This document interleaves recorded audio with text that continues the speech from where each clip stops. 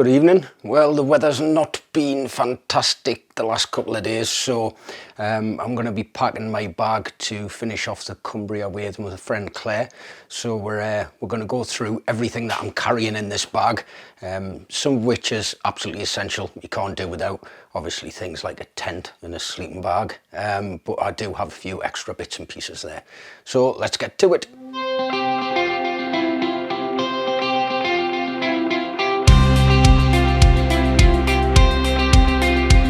My bag that I like to carry doesn't get filled up to the brim, but it's nice and comfortable as the Kestrel 68. It's got this lovely aerated back, nice big padded comfortable shoulder straps, and two very generous pockets for carrying things in. So what I like to do is pack my bag so I have things grouped into sections. So the things that I'm not going to need until I get to camp at the end of the day, the things I might need during the day, and the things that are maybe there for emergency or urgent use. Firstly, we're going to go with the sleeping bag and all of my sleep kit, my wash bag, and any other essentials for the tent on the night. I've gone with this Sea to Summit inflation bag. This is the Airstream pump sack. We've had a demonstration of this sack before.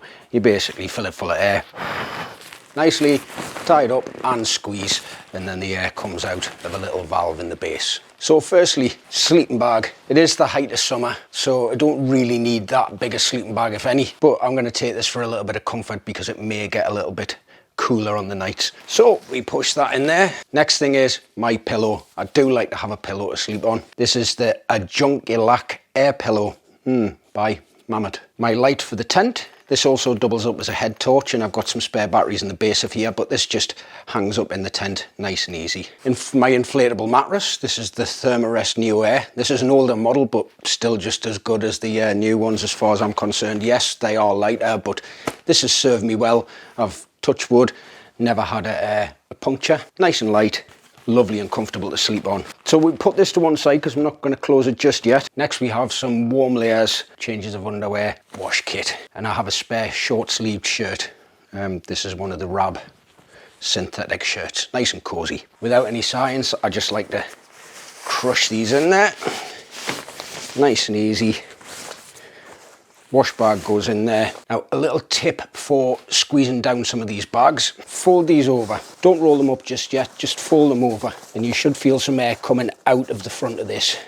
And then as you release the fold, then start to turn. It saves you having to squeeze any air out of the gaps. Hello, Nelson. Nelson's come to say hello. The other thing to keep in mind about these sacks is some of these, especially my little Alp kit, lightweight ones, aren't exactly waterproof, not perfectly waterproof anyway. So I would say not to squeeze these down as much as possible until the point where you see fabric creasing inside, because what will happen is if they do get wet, as you let go of that pressure and you can see that this is creasing up, that will start to inflate again a little bit, and as it does in the wet, it'll start to draw water in with it. So spare clothes, wash kit into the stuff sack, and again, just like the other bag in there, give it a little cinch down, fold it over and start to roll. Also clip these bags away from the fold, and then we're going to take this bag and place this in the base of your backpack, and that's the base done. Try to make your pack your own and learn over time. Take some stuff out in the hills with you. If it doesn't work, leave it at home next time. If you find you're wanting something later on, take it with you. Now for the main body of the bag. Now this is where I'm going to put my tent. I'm going to put some of the other major bits of kit that I would like to either keep dry just in case, and some of the things that I don't really need instant access to during the day. With that in mind, next on the list is a dry sack. This is quite large. This is actually a little bit bigger than the bag because it's the only one I could get hold of at the time. This is the Osprey 70 to 100 litre dry bag. Now I would say dry bag, as I've mentioned before in other videos, is essential. This bag that I've got, the Osprey, is not waterproof. Not a lot of bags are, unless they actually say they are dedicated to a particular function. So some of the Autoliv and Overboard bags are 100% waterproof. They're welded seams and the tape bags, and they will stand up to it. Something like this one will not stand up to a rainstorm, so you're going to need a dry bag inside just to keep everything nice and dry. As I mentioned before, I like to keep my tent easily accessible for the night time, but I don't want it in the dry bag because after a couple of nights this thing's going to get wet. So what I've done is separated the fabric, the fly sheet and the bed area, and I've put in its separate dry bag, and that's just going to go down the side of the dry bag. Cheers. Next on the list is food. Now, I'm not going to need this until the evening or the morning, so I like to put this at the base of my dry bag. The reason being is some things are in paper bags, and if they get wet, they're going to get a bit mulchy and horrible, and you're not going to have a nice meal. A few bars of chocolate, great for energy, some coffee sachets, my oats for breakfast, powdered milk, some maple syrup just to put in my porridge because it makes it nice and sweet. I also have a couple of dry meals. These are great. If you carry these around, they're nice and lightweight. These are really, really useful just to carry on a day as well, in case you do find yourself out in the hill for a little bit longer than you're expecting. You've got a nice warm meal there. And then during the day, I like to have myself some peanut butter wraps. Great for a little bit of boost energy, along with some chocolate. The wraps and the peanut butter I tend to put in the top of my bag last, because I am going to need access to these during the day. So that's my food bag. As you start to pack your bag, you'll find that some of the things that do slip around, like your tent, will start getting wedged in by the extra stuff in your bag. Now, because I'm trying to put things in some kind of order, I have to decide what I class as essential for during the day and what I maybe won't need until an evening or a morning. So next in the list is going to be my little pack of bits and pieces. In this little pack, I've got some tenacious tape. Really, really good tenacious tape. I also have a little sewn kit in here and some dental floss so I can repair rips in bags and clothes, things like that, and then tape it up for a bit of extra waterproofness. These can be essential depending where you're staying. Earplugs. There are going to be occasions where you may be in a campsite or there's more than one of you at a wild camping spot and somebody's bound to start snoring, so quite useful to have. I mentioned this on a previous video. Multi-tool. Now, I would say that a multi-tool on a day hike is not essential, maybe a bit of a toy. But when you're camping, it can be very, very useful, especially for cutting cord if you need to repair anything on your tent, to squeeze down tent poles if they've been bent. So this is more of an essential when you're camping than it is when you're walking. Back to my iodine tape, very, very useful, especially on the old feet. A bit of cordage.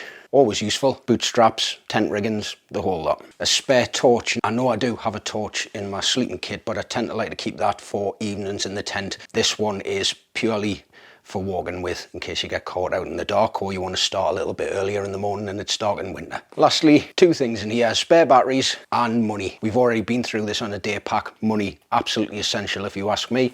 Really, really good for getting you out of a tight spot. One more thing about your torch: if you do have the option to, disconnect the power cable. And if you can't take batteries out, one of the things that can happen with these is you put them in a bag and then you've accidentally pressed the power button on it and it's shining away in your bag and getting hot and horrible and running the battery dry. I am going to opt for a smaller version of this. This is quite old. This is my MSR water filter.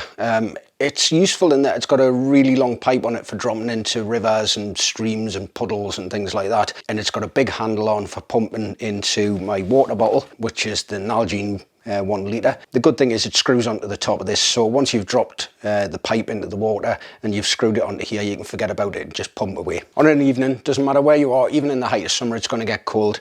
A nice warm jacket. This is my down jacket. It compresses up nice and tight, so we can just wedge that into a spare space in the bag. I'm going to put my jet boil in next. I probably won't use it, well, I definitely won't use this in the summer. In the winter, yeah, probably I'll keep it out to one side, but in the summer, I'm not really going to be needing a coffee during the day. It's nice to have a refreshing drink when you get to camp, and first thing in the morning, that's about it. When you've been walking all day in your boots, I know for me, the one thing that I definitely don't want to do is put them back on to go into town to go and have a beer or something to eat.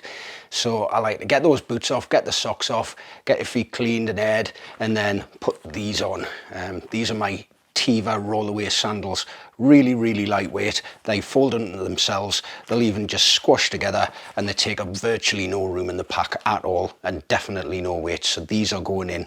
These are my little comfort. Because of the order I'm packing in, I'm now going to put in something that not everybody will carry, but I do, because it gives me the option to edit videos when I'm actually out there walking on a night. So next in line is going to be my iPad. It goes in its own waterproof case. It squishes down in between the dry liner and my back, so it's got a nice, easy, sturdy place to be. In there, I've got a card reader, I've got a charge cable, the waterproof bag and the iPad, and I do switch that off. There's no point in leaving it on. So for cooking meals, sometimes I actually make my own meals rather than buy the pre-packed dried stuff, but this is also good for cooking the porridge in the morning, especially if it's a bit bit cold. You can have cold soaked oats. I do like to have my little bit of comfort and have some warm porridge in the morning. I also have the Sea to Summit collapsible cup and the Sea to Summit collapsible pot. And that all fits in there, locks down with a spoon, and that's me done. Also, because I'm filming, I also have my little Mavic Mini drone. Great little thing, nice and lightweight, and then the remote control that goes with it. That's my roll top waterproof bag sorted, so I am now going to try my best to shake things around a little bit, and then the same again, try and tuck this in, get as much air out as possible, start rolling and close that up. As mentioned before, my little daytime snack, peanut butter straight in the top, and as long as it's not raining and it's still sealed, these can go straight in the top. If it starts to rain, you've opened the pack, stick them inside the dry sack. It just stops them turning to mulch. You probably notice we've got quite a bit of room left in the top of this pack. That's not because I need more room, it's just because I'm not carrying a massive amount of kit with me on this trip. It's only going to be 2 nights, 3 days. Next on the list, and I've got a dry bag with some charge cables in, a spare battery for the drone, spare battery for the GoPro if I carry it, which I will be because the weather forecast doesn't look fantastic. And also, just on the off chance that we get somewhere to plug in, maybe at a pub, I'll also have this little thing which is a fast charger. If you are going to take electronics with you, I would recommend that you get all of your electronics out on the table, out on the floor, and marry it up with 1 cable each, just to make sure you've got enough of everything to keep everything charged. So we're going to take that and put that on the inside of the hood. I don't know how many of you have seen the day bag video, but the reason I put things on the inside and under is if it does rain, we can put the rain cover on, and then you've got double protection from the rain cover and the top of the bag, and it's underneath the hood. Don't forget, rain covers don't make your bag waterproof. They just keep showers off. Now we've got this nice big hooded space here to fill. So first of all, relatively easy to access. You may not need it straight away, but you never know when you do, is first aid kit. That can go in there. Then we have hats, gloves, and what never comes in bad is hand warmers. I don't think I've ever used them very much, but I have given them to other people. Pop all those in a dry bag. Get into the habit of folding the dry bag over. In this dry bag, I've got a trowel and some loo roll, always useful. We can stick our midge repellent in there and our foot gel. And then again from the dry bag video, waterproof case for the phone. If you're going to carry your phone and you're going to use it for navigation, I don't recommend you do carry a map and a compass, but if you are, dry bag. I don't care what phone you've got, if it's sitting in a puddle of water for 6 hours, it's going to break. Get yourself a waterproof case or a heavy duty sandwich bag. Also to go inside the top of the hood for me anyway is snacks for during the day. Now this might look like overkill, but you're carrying an 8 to 10 kilo bag, you're going up thousands of feet ascent, you're going to be using a lot of energy. So carry yourself plenty of snacks, and if you get to a village or a town and you can pop to the shop, buy yourself something else and leave these in your bag. I'm going to pop these in the head of my bag, nice and easily accessible if I need to. And I'm just going to pop them in there. Looks like a bit of a sweet shop in there, doesn't it? And if you're walking with somebody friendly, they'll always reach into the head of your bag and grab something without having to take it off. Moving on to the side pockets, I like to keep my water handy, and we'll shove our tent pegs in the side there. And then next to that, I'm just going to put my tent poles and use the cinch strap to the side of the bag just to stop them moving around. In the front pouch of the bag, I'm going to pop my waterproofs. Why put your waterproofs in the front of the bag, James? Well, it makes it nice and easy to access them, and when you do need them, it's going to be raining, so it doesn't matter if they're on the outside of your bag. I think I need a new one of these. Seen better days. Last to go on my bag is my camera. This is the Osmo Pocket. I've fitted a tripod to it, and it's got some external audio with this dead cat. This can shoot in 4K, 2.7, 1080, does slow-mo, tracks me, does all sorts of different things. The only downside to this is I can't use it in the wet. So this weekend, the weather may be a little bit difficult at times, shall we say. So this may have to go in that spare space in the bag, and the GoPro come out and clips onto this Peak Designs clip. Well, I hope you found that useful. I'm going to be heading off on Friday on the Cumbria Way with my friend Claire, and we should be finished by Sunday afternoon, evening. So I'm going to finish my beer now, and you can have a look at the list of kit that I've written down below. Please like this video just to let me know that you've watched it, and subscribe. It gets me up the list numbers on YouTube, and then I get more viewers, and hopefully I can make something of this. And if you want, you can click the bell icon. You'll be notified when new videos come out. Not like I'm telling everybody on Facebook and Twitter and Instagram all the time anyway, but it's good to know when I've got one coming out. Thanks very much. Cheers.